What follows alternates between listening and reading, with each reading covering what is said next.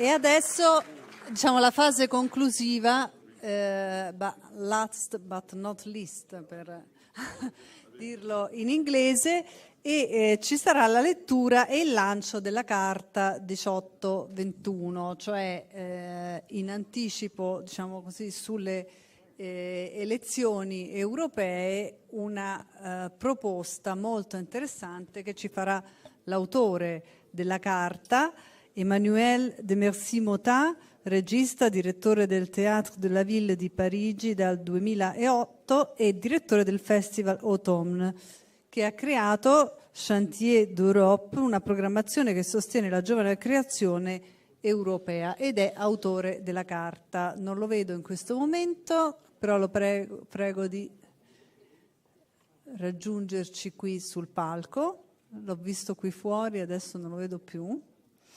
E Marco Giorgetti, che è il direttore generale della Fondazione Teatro della Toscana, coinvolta in attivi scambi artistici con molti paesi d'Europa. Accoglie il Festival Fabbrica Europa e il meeting delle Accademie Teatrali Europee. Prego, professore, lui lo vedo. Non c'è il protagonista che ho visto qui fuori, Emmanuel de Mercy-Motat. Eccolo. Sta arrivando.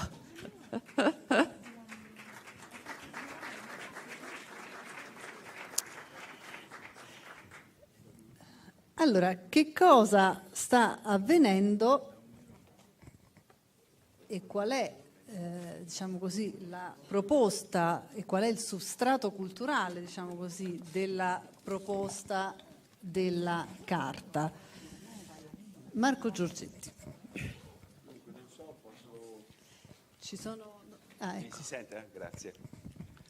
È un'idea che è partita da Emmanuel, dal Teatro della Ville, ed parte da una constatazione. 18 anni nel 2018, Emmanuel lo dirà sicuramente meglio di me, quella zona peraltro di età giovanile nella quale non si ha ancora probabilmente definita una vocazione. Quindi è un momento della gioventù in cui si possono cogliere meglio le migliori energie, le migliori incertezze. Su quello il lavoro di Emmanuel si è concentrato, del Teatro della Ville, e noi come Teatro della Toscana ci siamo trovati condividendo in un'idea di partenariato proprio percorsi e progetti che peraltro trovano una loro massima esemplificazione e condivisione nei cantieri, nei Chantier d'Europe, di cui sempre dirà meglio Emmanuel. Emmanuel, allora quelle est l'idée, mais surtout, qu'est-ce que vous avez pensé qu'on avait besoin d'une carte comme ça? Bonsoir. Merci. C'est très agréable de penser dans cet endroit et de le partager. Donc je suis très heureux d'être là ce soir parce que je trouve ça tout à fait poétique, artistique et politique dans le sens noble du mot. Donc par rapport à votre question, il m'a semblé tout à fait nécessaire, comme Alfred de Musset, le poète au XIXe siècle, s'est interrogé sur une lettre à écrire au début de son siècle, le XIXe, pour essayer de définir ce que pouvait être le XIXe siècle, en 1930. De la même manière, les surréalistes, au début du XXe siècle, se sont interrogés, après la Première Guerre mondiale, sur ce que pourrait être alors un XXe siècle. Et un immense auteur de théâtre français, Roger Vitrac, s'est interrogé sur ce que serait l'enfant du siècle, l'enfant du XXe siècle. Et il a écrit cette pièce de théâtre extraordinaire qui s'appelle Victor, qui est un jeu de mots avec son nom à lui, Vitrac, et victoire. Et la victoire de l'enfant, c'est-à-dire celui qui pourrait survivre à une guerre terrible qui aura été la Première Guerre mondiale, puisque Vitrac, Roger Vitrac, a écrit cette pièce entre les deux guerres en 1926. Et l'interrogation portée alors par ces poètes c'est celle de comprendre le siècle à venir.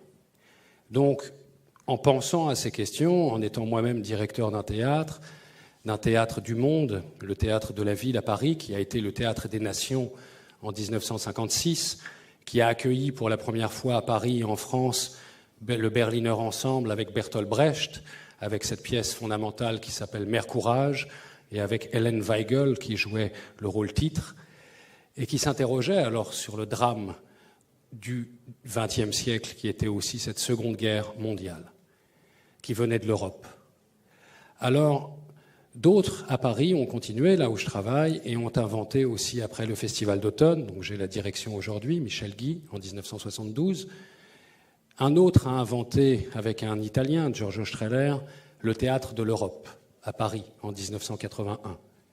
Et je vous rappelle, parce qu'on l'oublie facilement, que ce théâtre, avant de s'appeler Théâtre de l'Europe en 1981, s'appelait Théâtre de France. Et je me suis souvent interrogé sur le fait qu'aujourd'hui, est-ce que nous pourrions débaptiser un théâtre qui porterait le nom d'un pays ou d'une nation, comme Théâtre de France, en ce moment, pour l'appeler Théâtre de l'Europe? Et je me suis dit, je ne suis pas sûr. J'aimerais penser que oui, mais peut-être que ce mouvement-là s'est ralenti. Et souvent, en méditant à ces questions, je me suis dit, eh bien maintenant, nous arrivons à 2018, puis 2019, une réalité d'un siècle, c'est-à-dire tout simplement notre siècle, qui nous appartient à tous, à 18 ans. Et ce 21e siècle est un siècle jeune, et il doit être une promesse. Alors, quelle promesse est-il pour l'Europe? Quelle promesse est-il pour la paix? Quelle promesse est-il pour peut-être des nouvelles unions à produire et à inventer? Et quel chemin pouvons-nous emprunter ensemble? De là, pour finir de répondre à votre question, je me suis dit, eh bien, nous devons alors inventer une charte avec nos amis qui se travaillent dans d'autres disciplines. C'est-à-dire que cette charte est un pont avec d'autres disciplines, des disciplines scientifiques, des astrophysiciens, Jean Audouze en particulier en France, qui est un très grand astrophysicien, mais aussi avec l'hôpital de la Salpêtrière et avec le département de neurosciences, eh bien faire un pont entre les arts, les sciences, à travers la neuroscience et l'astrophysique, mais aussi un pont avec l'éducation, évidemment, si nécessaire quant à la question des arts et du partage au sein de notre Union européenne, pour essayer de penser ensemble à comment alors, tout simplement, dire bienvenue à ceux qui sont nés à partir de l'an 2000. C'est-à-dire ceux qui aujourd'hui ont 18 ans.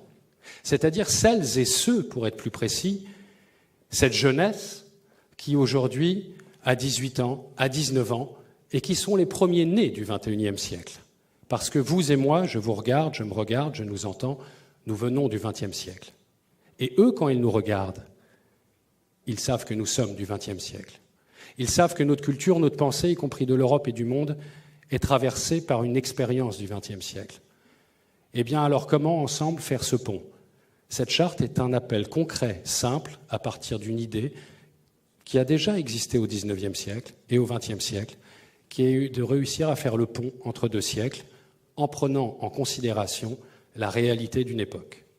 Voilà comment est née l'idée de la charte. Allora, passiamo alla lettura della carta, così poi possiamo commentarla. Il nostro secolo ha 18 anni.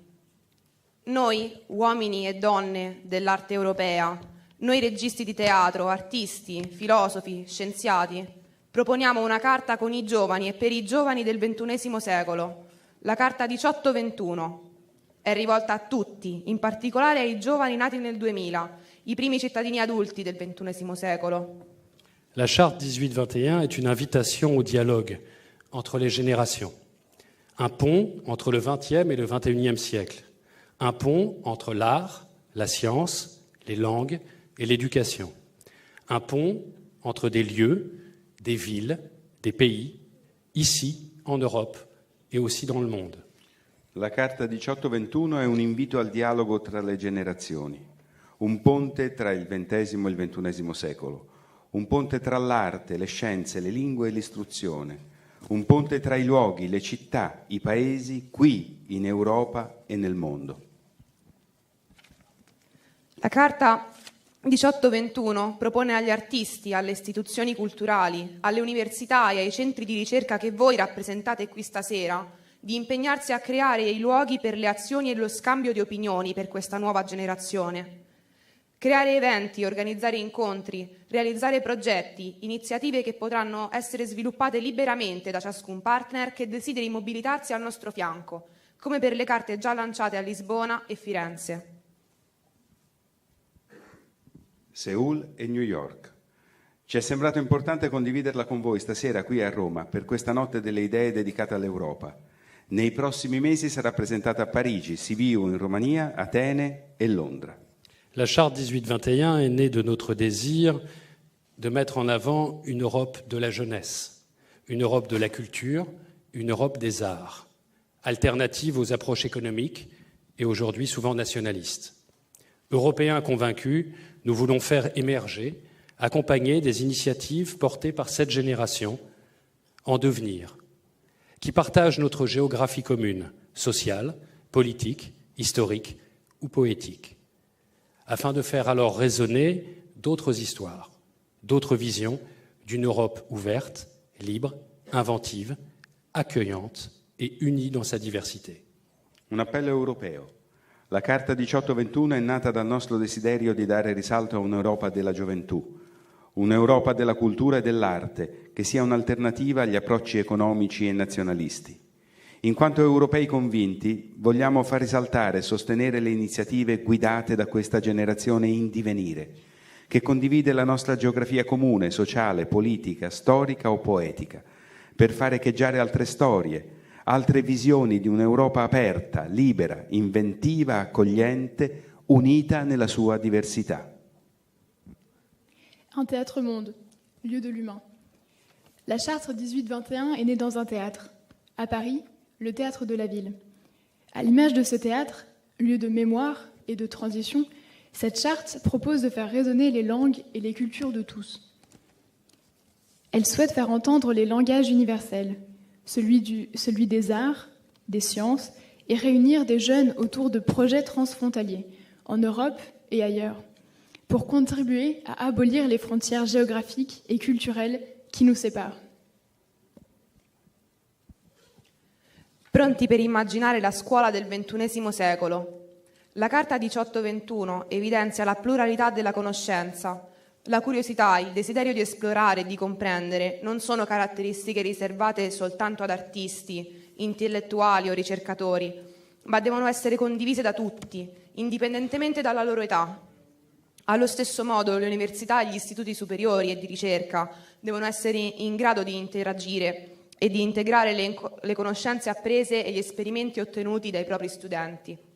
La Carta 1821 mira a costruire ponti tra i diciottenni e gli insegnanti per inventare con loro la scuola e l'università di domani. Ouvrir un espace de dialogue. Cette charte est ouverte et évolutive aujourd'hui. Elle constitue le début du dialogue que nous souhaitons instaurer avec la nouvelle génération. Nous voulons être à l'écoute de leurs états intérieurs, de leurs désirs, de leurs révoltes, de leurs questionnements, de leur imaginaire, mais aussi de leurs initiatives. Chaque élément de cette charte doit être considéré comme une proposition pour que nous leur faisons à eux, et ils sont alors invités à la compléter et à l'amender. Devenir un ambassadeur de la Charte 1821. Chaque lieu partenaire, chaque personnalité, chaque individu qui adhère à cette charte en devient un ambassadeur. Être un ambassadeur 1821, c'est porter symboliquement les principes de la charte et agir concrètement en son nom. Dès le mois d'avril, les premières actions auront lieu dans le cadre du festival Chantier d'Europe au Théâtre de la Ville à Paris et continueront dans plusieurs villes d'Europe. Ainsi, adhérant à la charte 1821, nous créons un groupe élargi afin d'échanger, s'engager et agir ensemble. Diventare un ambasciatore della Carta 1821. Ogni luogo partner, ogni personalità, ogni individuo che aderisce a questa carta ne diventa un ambasciatore. Essere un ambasciatore 1821 significa esportare simbolicamente i principi di questa carta e agire concretamente in suo nome. A partire da aprile le prime azioni concrete si svolgeranno nell'ambito del Festival Chantier d'Europa al Théâtre de la Ville di Parigi e proseguiranno in diverse città europee. Così, aderendo alla Carta 1821, stiamo creando un gruppo sempre più ampio per dibattere, impegnarsi e agire insieme. L'heure des choix. À travers cette charte, nous voulons transmettre et donner la parole aux voix d'aujourd'hui et aux citoyens de demain. La charte 1821 cherche à rassembler, à dialoguer, à défendre plus que jamais une Europe des arts, une Europe de la culture, une Europe responsable face aux défis climatiques de notre temps, une Europe ouverte sur le monde. Nous ne pouvons ignorer les enjeux des élections européennes du mois de mai. À partir de 18 ans, 21 ans, selon les pays, les individus accèdent à la majorité et donc au droit de vote. Ces nouveaux votants doivent décider de ce qu'ils veulent pour leur avenir. Que choisissons-nous de leur transmettre et peut-être de défendre avec eux? Face aux tentations de repli sur soi, la culture et son partage sont plus que jamais indispensables pour réaffirmer notre désir de construire, de réinventer et de questionner, par la force de l'art, un territoire commun, celui de l'Europe que nous voulons pour demain. Il momento delle scelte. Attraverso questa carta vogliamo trasmettere e dare voce ai pensieri di oggi e ai cittadini di domani. La Carta 1821 cerca di raccogliere, dialogare, difendere più che mai un'Europa delle arti, un'Europa della cultura, un'Europa responsabile di fronte alle sfide climatiche del nostro tempo, un'Europa aperta al mondo. Non possiamo ignorare le sfide delle elezioni europee del prossimo maggio. A partire dai 18 anni, 21 secondo i paesi, i singoli accedono alla maggioranza o al diritto di voto. Questi nuovi elettori devono decidere cosa vogliono per il loro futuro, cosa scegliamo di trasmettere a loro e di difendere con loro. Di fronte alla tentazione del ripiegamento identitario, la cultura e la condivisione della stessa sono più che mai indispensabili per riaffermare il nostro desiderio di costruire, reinventare e interrogare con la forza dell'arte un territorio comune, quello dell'Europa che vogliamo.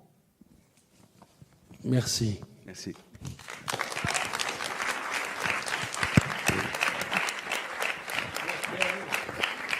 Merci à nos deux étudiantes françaises et italiennes d'avoir lu avec nous. Grazie. Allora, la domanda è come si mette in pratica poi questa carta? C'est très simple. Toutes les initiatives artistiques, scientifiques, culturelles, dans le sens large, qui nous permettent alors justement de réunir des groupes. Je vais vous donner des exemples. À Paris, avec par exemple un chanteur avec qui je travaillais ce matin, qui s'appelle Abdel Malik, qui travaille beaucoup avec la jeunesse qui est dans la banlieue parisienne, en Seine-Saint-Denis, dans des quartiers qui sont souvent, comme on dit, en difficulté, dans des lieux aussi ou des villes où il y a plus loin en province ce qu'on appelle encore des déserts culturels, y compris en France. Eh bien, il s'agit de justement créer et choisir avec des gens qui ont 17 ans, 18 ans, ceux qui sont nés justement au XXIe siècle, de partager ensemble un moment de réflexion autour de quelques auteurs. Abdel Malik, lui, a choisi Camus. Il a choisi des extraits du discours de Suède. Et il a décidé alors de les partager avec une jeunesse qui ne connaît absolument pas ces questions et qui est très loin de ces problématiques. Mais de pouvoir éventuellement justement créer cette passerelle entre un auteur comme Albert Camus, à travers le discours de Suède, qui s'est interrogé, y compris sur une Europe à venir, qui s'est interrogé sur la différence entre la polémique et le dialogue, qui a dit peut-être que le siècle à venir ne sera pas celui du dialogue, mais celui de la polémique, qui s'est interrogé à travers des mots. Et lui, comme chanteur de rap, lui, s'affirmant comme aujourd'hui un être qui a des racines en Afrique, mais qui est profondément européen parce qu'il est né à Strasbourg et qu'il a été étudiant à l'université de Strasbourg. Mais quand vous le voyez dans la rue, vous ne voyez pas beaucoup de différence physiquement entre lui et un migrant. Mais lui, il veut dire qu'il est européen. Et il veut dire à cette jeunesse aujourd'hui qu'elle peut faire confiance aussi dans un avenir qu'il faut alors réussir à construire dans un dialogue et dans un rapport de confiance. Donc avec lui, par exemple, il travaille avec un projet pour Chantier d'Europe, pour le mois d'avril à Paris, pour le mois de mai, que nous allons présenter autour du texte des Justes de Camus. C'est un texte qu'il a choisi et qu'il va faire travailler des gens qui ont 17 ans. Faut-il poser au nom une bombe, au nom d'une cause? C'est un texte très simple. Il l'a choisi avec un autre deuxième exemple, concret, pragmatique. Cette fois, c'est une très grande musicienne classique, une violoniste qui s'appelle Amandine Beyer, et qui est une des meilleures violonistes que nous ayons aujourd'hui en France. Elle a décidé de travailler avec des jeunes violonistes autour d'un texte de Bertolt Brecht qui s'appelle « Celui qui dit oui, celui qui dit non ». Ce texte est tiré d'un conte, d'une légende qui vient du Japon. Faut-il sacrifier l'enfant au moment où il y a une caravane qui doit passer un gué et l'enfant retarde cette caravane? Ce sacrifice doit-il avoir lieu? Ce sont des textes souvent qui viennent de grandes traditions, qui viennent des fois d'autres continents, que ce soit de l'Afrique ou de l'Asie, et qui ont influencé notre culture, qui ont influencé la culture occidentale. Et comment alors mettre en dialogue avec des nouvelles générations tous ces échanges que l'Europe a su, artistiquement et culturellement, au long de toutes ces années et de tous ces siècles, intégrer, réinventer et redistribuer? Eh bien, ces deux exemples vont être mis en pratique pour le mois de mai, immédiatement à Paris. Un autre exemple, à Lisbonne, des artistes se sont réunis avec des scientifiques, avec un prix Nobel de recherche scientifique portugais qui travaille sur la question des neurosciences. Et ils ont décidé de créer un groupe de travail avec des jeunes, cette fois, de 17 ans, autour de la question des neurones miroirs et de réfléchir alors ensemble sur qu'est-ce que c'est que les neurones miroirs et de mettre cette question en dialogue aussi avec des artistes. C'est pas très difficile. C'est ce que Peter Brook, très grand metteur en scène qui s'est installé à Paris, au Bouffe du Nord, a décidé d'inventer quand il a fait un pont avec l'hôpital de la Salpêtrière pour travailler avec un neurologue qui s'appelle Olivier Sacks, à partir d'un texte qui s'appelle « L'homme qui prenait sa femme pour un chapeau ». Il s'agit que toutes ces connaissances, on puisse les transmettre et montrer que c'est possible. Qu'on n'est pas face à des murs qui sont insupportables ou insurmontables.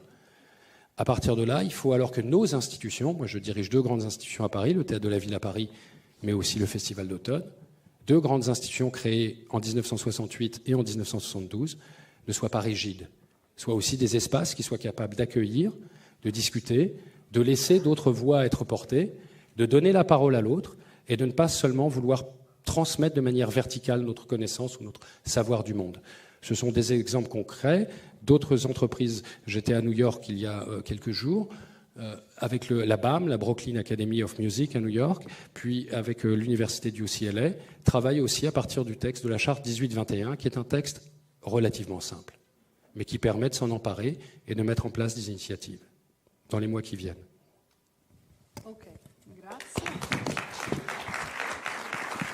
Bene, non poteva che concludersi in modo migliore questa nostra serata, questa nostra notte delle idee. Ringraziamo l'ambasciata di Francia, ringraziamo l'ambasciatore per aver ospitato così tante persone così interessanti con un dibattito, devo dire, molto alto e intenso e comunque estremamente eclettico, perché abbiamo toccato veramente tanti temi, anche se devo dire che ci sono state delle parole che ho sentito passare da un panel all'altro, da una sala all'altra, che sono state veramente comuni, e forse proprio sono queste parole che hanno attraversato un po' tutti i campi che sono stati attraversati questa sera nel dibattito, che possono costruire l'Europa. Merci. Buonanotte. Scusate, voleva dire una cosa. Si, je voulais juste dire que je voulais vraiment remercier Marco, parce que pour nous à Paris aujourd'hui, dans la situation entre Paris et l'Italie, puisque j'ai cité Giorgio Strehler, l'Union des théâtres de l'Europe, qui a été fondée en 1981, c'est très important dans la situation actuelle, de manière très concrète et très pragmatique, qu'il y ait une relation et une nouvelle union des théâtres. Et je remercie Marco de m'avoir invité, parce que c'est à son invitation que j'ai été dans sa ville, là où il travaille, avec le théâtre de la Pergola, pour discuter, réfléchir à toutes les initiatives que nous pourrions mettre ensemble en place. Donc c'est aussi une relation concrète qui s'établit entre des personnes, des institutions, entre ces 2 pays et entre plusieurs villes. Donc voilà, je voulais remercier pour ça. Grazie. Merci. Merci.